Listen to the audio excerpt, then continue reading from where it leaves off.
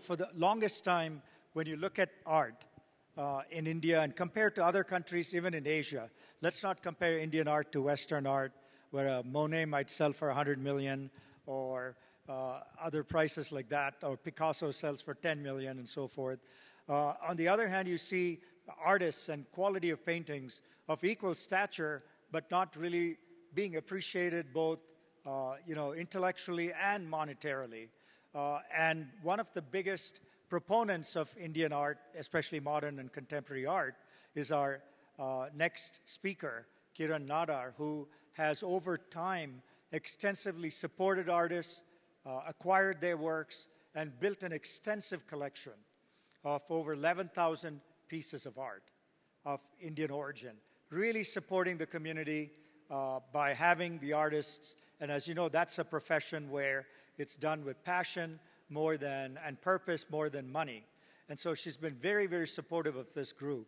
And the next thing she wanted to do is to make that accessible. We talked about diffusion in the AI space. How can many people appreciate and benefit from it?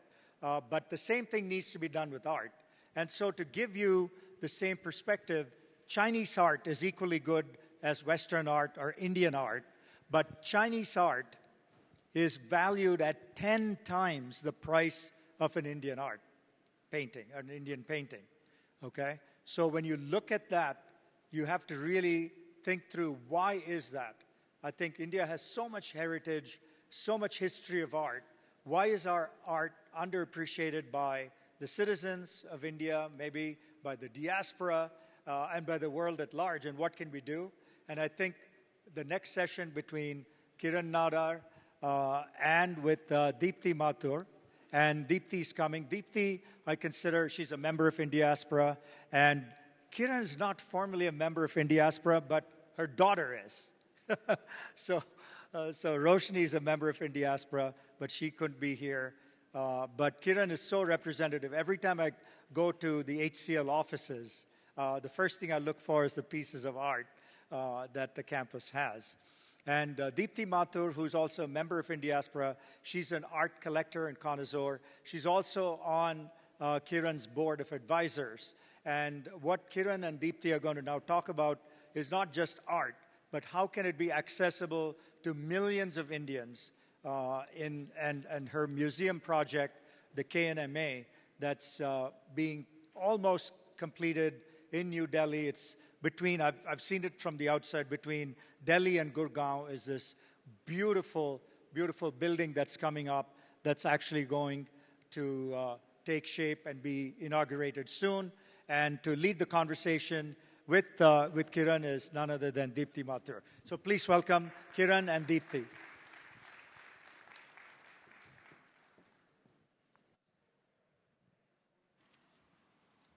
Thank you so much, Amar. Thank you, Indiaspora. It is my absolute delight to have this chat with Kiran. Many of you already know about her, but I'll just give you a very encapsulated version. Kiran Nadar is the founder and chairperson of the Kiran Nadar Museum of Art and a trustee of the Shiv Nadar Foundation. Kiran founded KNMA in 2010, and it was India's first philanthropic, privately owned museum of modern and contemporary art. Emma is a little bit taller. All right. Since then, in 15 years, the museum has acquired over 16,000 works of art, including some of the most iconic works of art from the subcontinent.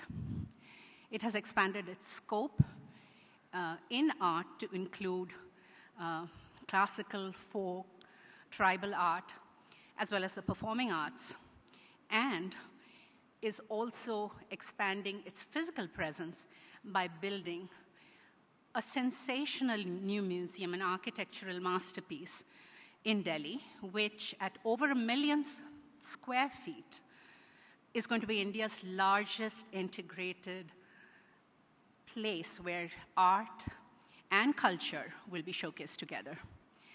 Kiran is recognized as one of the most influential people in the world of art and as one of its greatest patrons, too. She's been honored widely internationally. The list is very long, but in the interest of time, I'll mention just a couple of highlights. She received the Padma Shri from the Government of India in 2024, the Knight of the Legion of Honor, France's highest civilian honor, in 2023, and the CSP Award, Heroes Award in 2025 for strengthening cultural ties between India and Australia. Beyond art, Kiran is a Brit champion and has represented India. Her team, rather appropriately called the Formidables, has won bronze at the 2018 Asian Games and gold at the Commonwealth Championships in 2018 as well. She's also a very serious cricket fan. Kiran lives in Delhi with her husband Shiv, enjoys time with her daughter Roshni, son-in-law Shikhar, and her grandchildren Arman and Jahan. Please join me in welcoming Kiran. Thank you.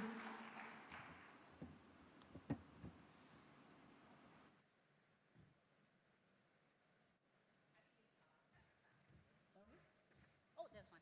Sorry. Yeah, thank you.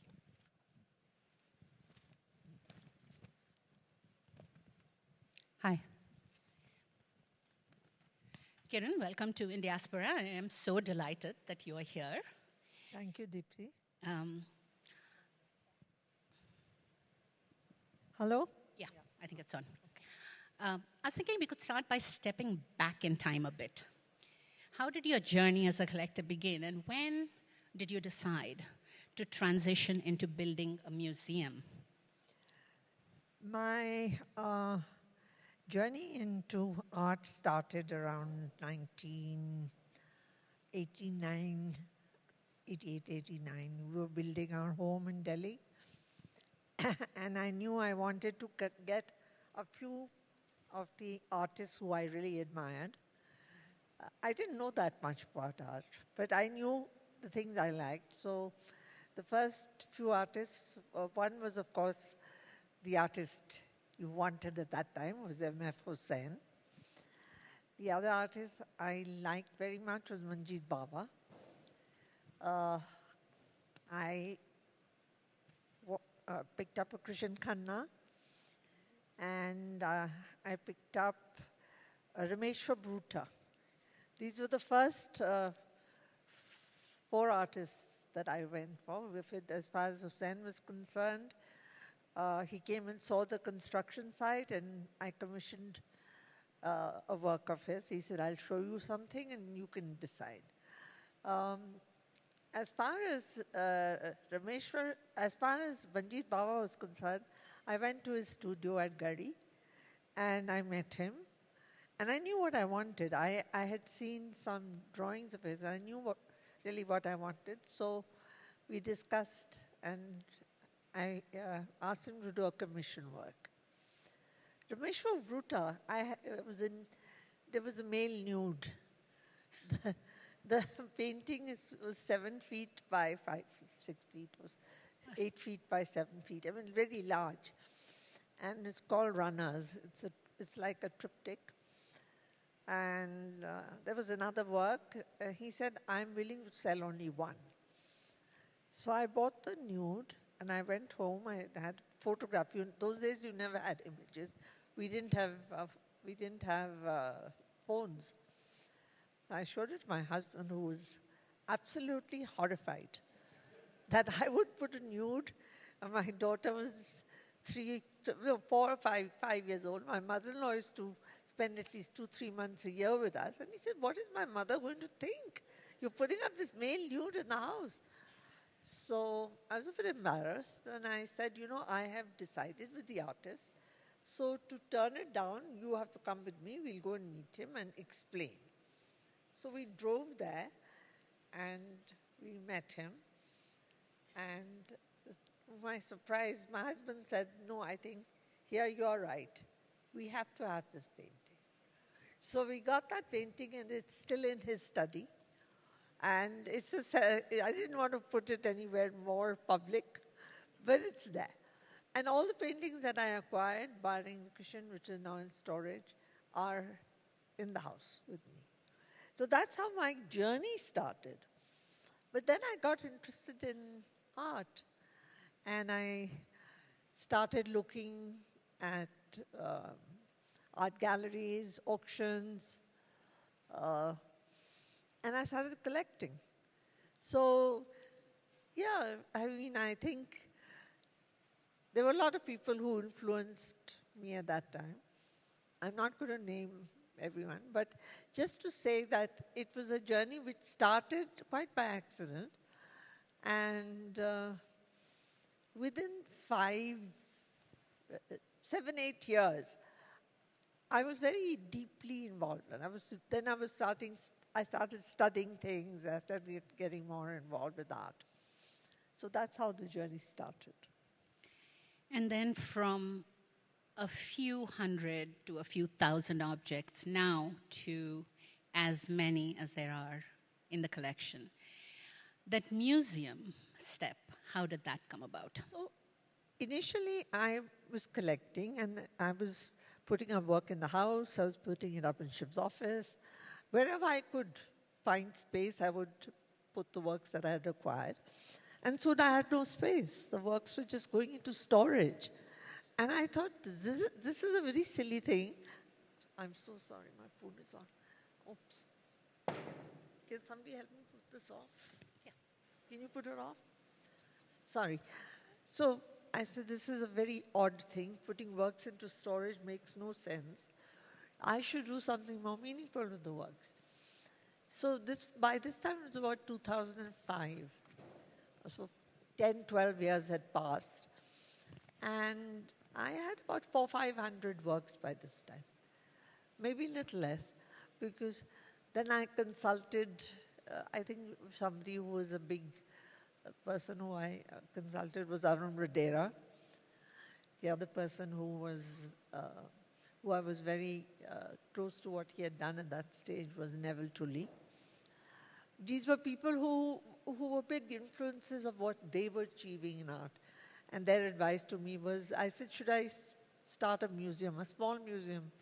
I had never had any vision of building this giant superstructure that's coming up. But so in 2010, we started the first KNMA at Noida, which was part of the HCL campus. And we started the museum there with a show called Open Doors. And then I realized that Noida was not getting the footfalls. The aim was to get people to see the works. And if you're not getting the footfalls, it seemed to make no sense. So we decided to look at a space at other part of Delhi. So we went to Saket. And in a mall, we acquired the space to start what is currently also the KNMA museum, which has run there for 15 years, 16 years now. And it's still part of that space. And just to say that all of those who are coming for the dinner will see the show there, which is retrospective of Tayyab Mehta. The rest of you who are not coming, I would just request you, whenever you come to Delhi, please do come and see. It is one of the most phenomenal shows you will see. As far as I'm concerned, it's probably one of the best shows we have done. And it's probably the greatest collection of Tayyab Mehta's works that will ever be put together. It's the first retrospective of his that has ever been done. It's really surprising for such a wonderful artist to not have a retrospective. So, over the last 15 years, 16 years, that journey of KNMAs has transformed the world of Indian art. But it's also transformed how the world sees Indian art. And I think that may have been one of the greatest contributions. Covering that would take a lot of time, but I do have a video that showcases some of the major accomplishments of KNMA over a 15-year period. Just a few snapshots. Would you like to share that? Sure. Could we have it rolling? Thanks.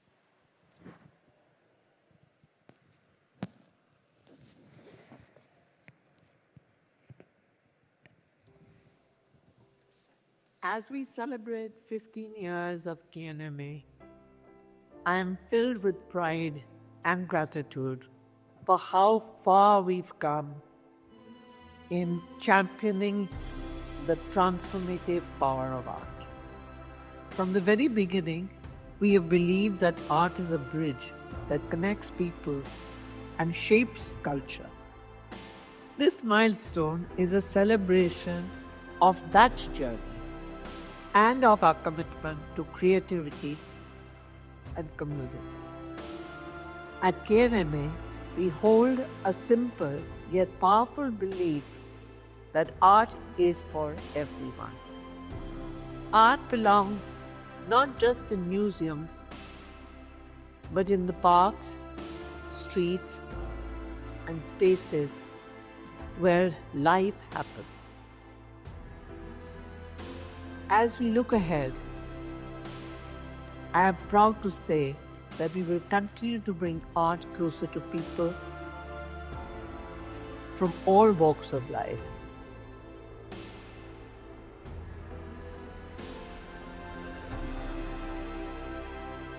Because we share the belief that art is for all. It's followed by a short video of 15 years of KNMA. The Kiran Nadar Museum of Art is a welcoming place for all.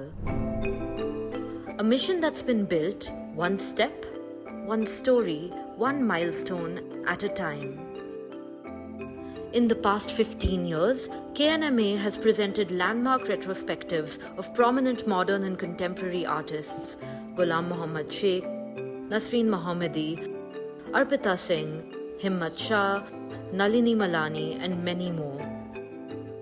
It has partnered with global institutions such as MoMA, the Met, Centre Pompidou, and the Barbican, spotlighting India and its diaspora on the world stage. KNMA curated India's National Pavilion at the Venice Biennale. The institution has recently expanded into the performing arts, reaching new audiences. At its core, KNMA has built one of the most significant private collections of South Asian art, housing over 15,000 artworks that span from the 3rd century BCE to today's emerging talents. A living archive that connects our ancient past with our vibrant present. Each milestone during these 15 years has brought us closer to our singular goal of building a world-class cultural institution that inspires and transforms. Welcome to KNMA 2.0, a museum that aspires to connect art, artists, and audiences. With 1 million square feet built across 8 acres of land, 25 exhibition spaces, 2 state-of-the-art auditoriums, sculpture courts, an education center, a public library, and spaces for dialogue. This isn't just an expansion, it's a reinvention of how a museum feels. Open, alive, rooted in community, and bursting with possibility. As you've walked this path with us, we invite you to help shape what comes next. You are amongst the first to see this vision take form, even before the doors open. Together, let's build the museum of tomorrow.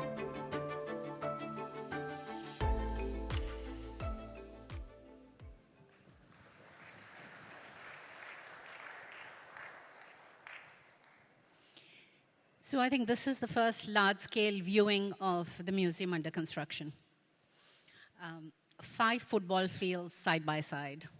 That's about 5 football. Rakesh was doing the math for me. Oh, okay. Okay, no, it's actually because we're very close to the airport. It is, we have a height issue that we can't build beyond a certain height. But we have a large space. It's approximately 10 acres, and it's 3 floors. but each floor is 60 meters. So it is and we're going to be building about 1,300,000 square feet. So, but it's 2 years away, so I'm also waiting with bated breath. No, it's going to be sensational. This is really a transformational project. It's really nation building through art infrastructure, creating the art infrastructure for a new India. That is really, I think, the foundational work that KNMA is doing. But let's step back from that to, your rallying cry, and I think it's almost the rhythm to which KNMA's heart beats, and that's art for all. What has that meant to you? What does that mean in the context of the museum? What it's meant to me is that we need to democratize art in India. We've had such a rich heritage going back hundreds of years. And somewhere the common man has lost the thread. He hasn't been exposed as much as he should have been. And so I felt that building this space with whatever art I'm able to put in it, if I can get the common man, of course, also the other clientele who are a little more interested in art, but everybody, that art is really for all. And you don't have to acquire it to be able to enjoy it. If I look at the museums abroad, you go to New York, or you go to the Tate in London, or you go to any of or the Louvre, you find such a mass of different kinds of people who are there. They're not all looking to buy art. They're looking to admire it. And if we can get that installed in our people, there's a lot that can be gleaned for it. They can study it, they can discover it. And I think Indian art has a lot to offer. So, yeah, and I also feel that the West also should have a higher appreciation of Indian modern and contemporary. They do appreciate our miniatures and our antiquities, but modern and contemporary has to be aligned to them as well. So that I feel is a big goal that we have to achieve. I think with the new museum, certainly you will have the space to achieve some of those goals, although the international collaborations, many of them are already in place.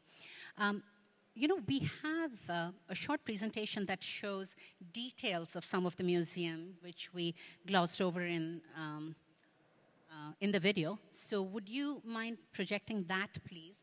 And Kiran, you can just walk us through the museum. It has different perspectives of the museum and stills. So if you could have the presentation lined up, please.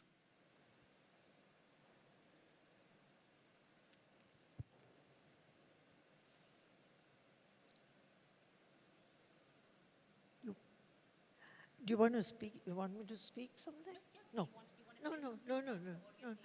No. If I want to. Okay, this is just model of the museum that is coming up. So.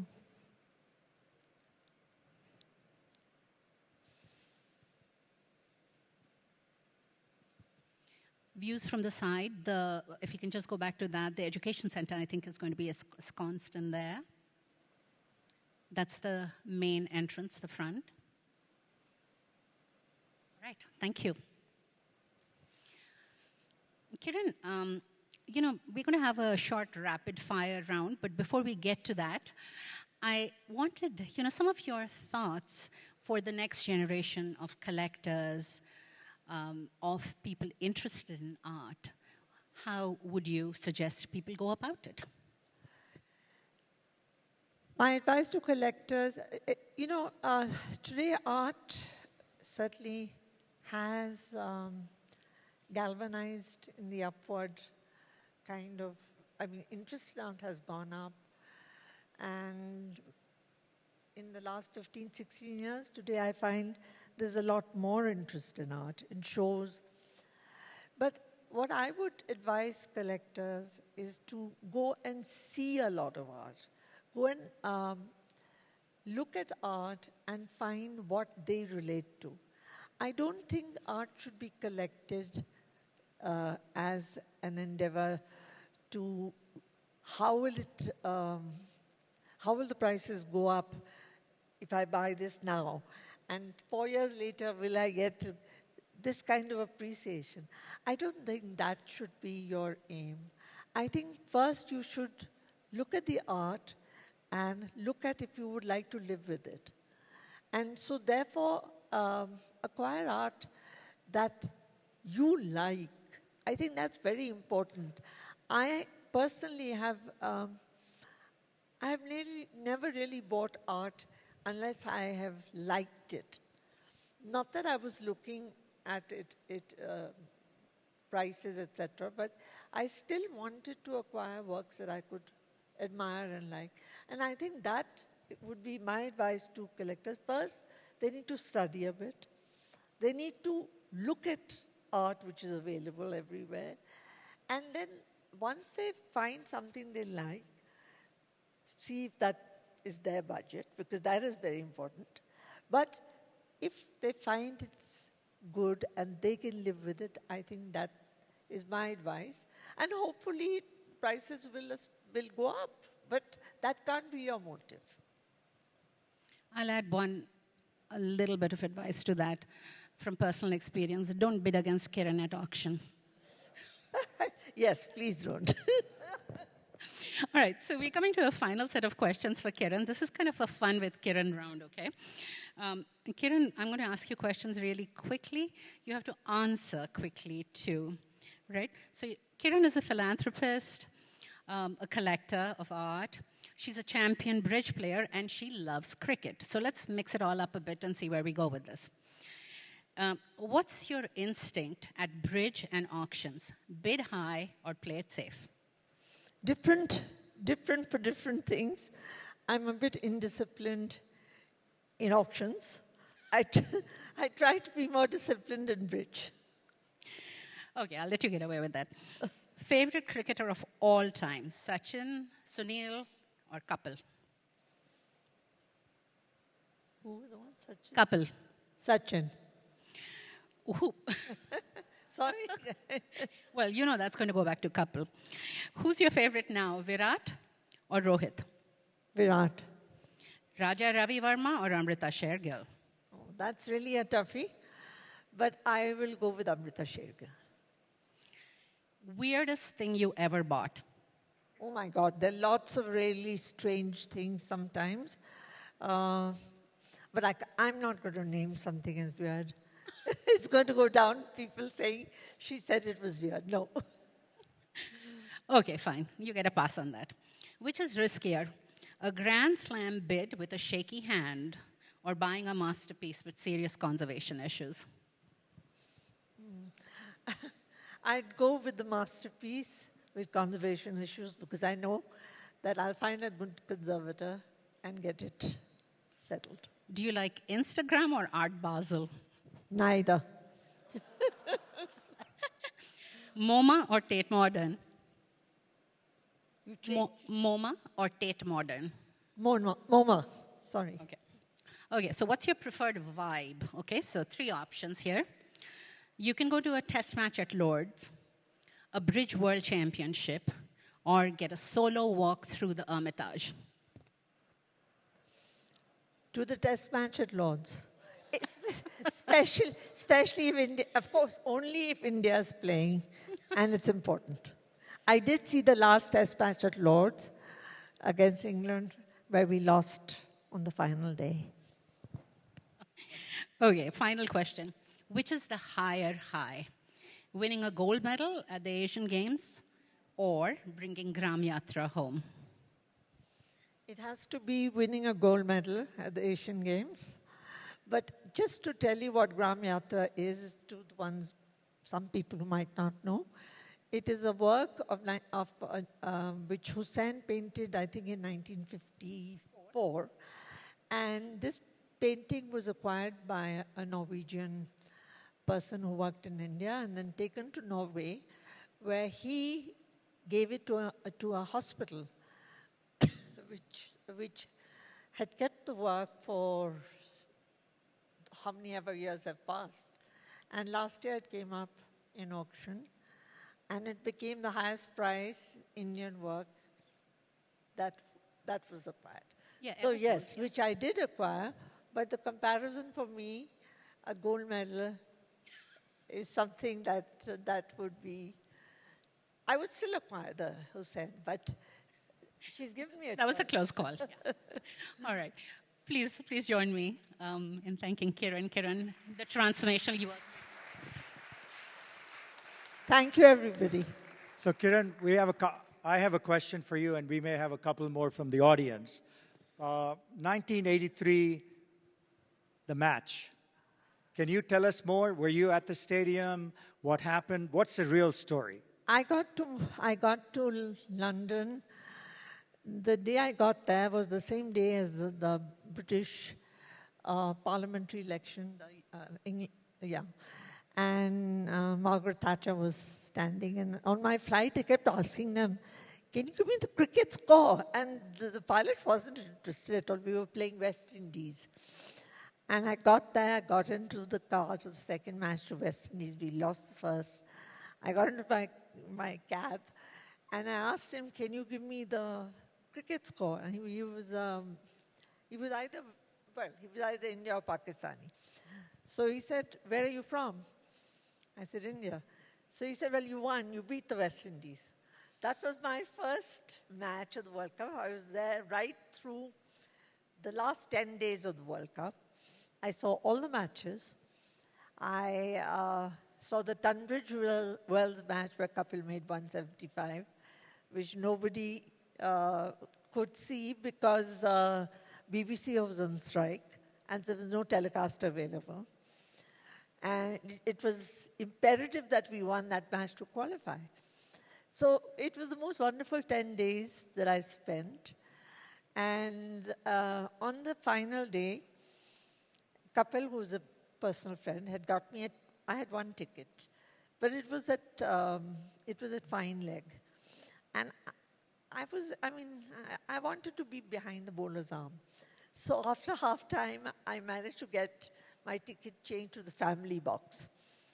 And I saw the rest of the World Cup from there. And we were 173 all out, India. And it was a very benign total. But we did it. And it was just fabulous. The feeling that we've actually achieved this. And yes, then I was due to come back the next day. And Roshni was 2 years old at that time. So I had a friend with me, and she rang up Shiv, and she said, "Shiv, she's not feeling very well. Can she delay her flight tomorrow? She'll get better." Then, because all the parties were going to start. I didn't want to leave all the celebration. He said, "Don't worry, I'll arrange a doctor to pick her up at the airport.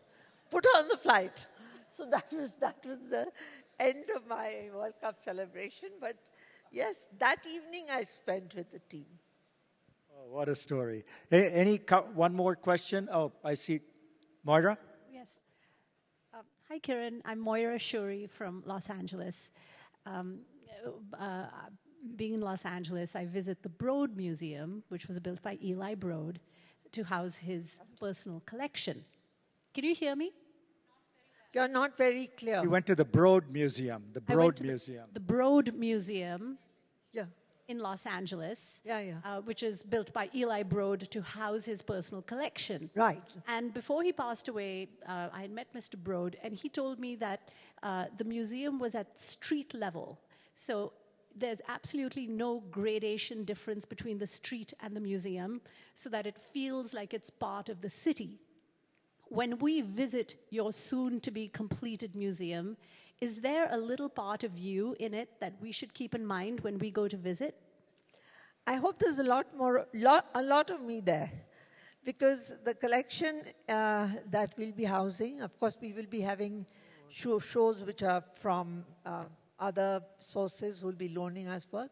But bulk of the works that we're going to show are going to be from my collection and what I have acquired. And some personal anecdotes will be there, which will reflect my journey. And hopefully when you see the works, you will find a bit of me there. If I can quickly add, you will find a lot of Kiran there. She is involved with every aspect of this museum. One last question, anybody? Yes, oh, we have a question there. Hi. Congratulations. First of all, congratulations. So my question is, how do we get 100 more Kirans in India to buy more art? Sorry, can you say that again, please? So how do we get 100 more Kirans to buy more art in India? This is a question that I find very hard to answer. When I started the museum, it was with the idea that I'm starting something which is different and it's philanthropic. I'm going to have a lot more people who are going to get motivated. But unfortunately, it didn't happen. There hasn't been that much motivation for other people to come into this. Yes, there have been some people who have come into the art world and are collecting and building institutions, but not enough. So I just hope the example now, which is a lot more, will have something that will make a big difference. We have now something like Serendipity, which is a great endeavor that Sunil Munjal is doing in Goa. He's also building a museum, a different kind of museum space, but it is a large endeavor. So I'm sure we're going to have much more motivated people getting into this. Thank you so much, Deepthi and Kiran, for this wonderful, inspiring session on something so special.